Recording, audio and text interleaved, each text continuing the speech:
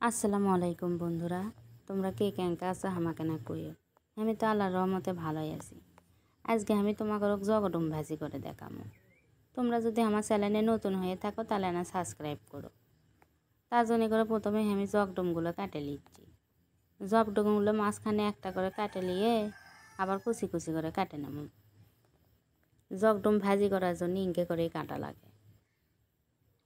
জগডুমগুলো কাটে পানির মধ্যে ভিজে ধোয়া লাগবে, তাছাড়া আবার কালো হয়ে উঠবে। আজকে জগডুমগুলো পোক্ত লয় তো জ্বালায় আছে বেশি, পোক্ত লয়, ওই জন্য করে বিচিগুলো ফেলে দেয়নি।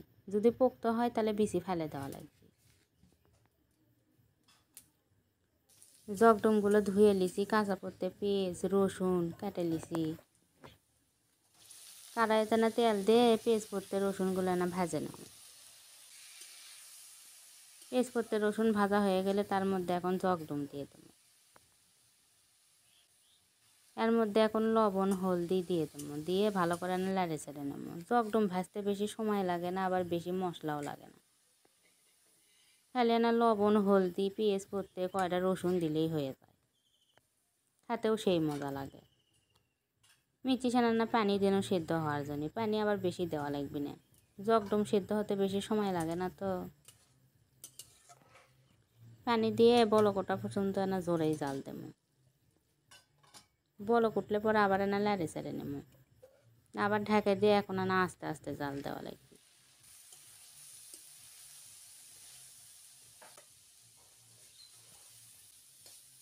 4-5 মিনিট পর আবার না লাড়ে দিচ্ছি। দেখি জগডুম সিদ্ধ হয়ে গেছে, এখন আর ঢাকা দেওয়া লাগবে না। তেল তো আমি আগেই বেশি করে দিস না, ওই তেলই বাড়াছে, সেই তেলতে এখন ভাজা হবে। জালটা না আস্তে আস্তে দিয়ে 3-4 মিনিট ধরে না ভাজবো। জগডুমগুলো আবার লাল লাল করে ভাজে নিলেই ভালো খেতে স্বাদ লাগে।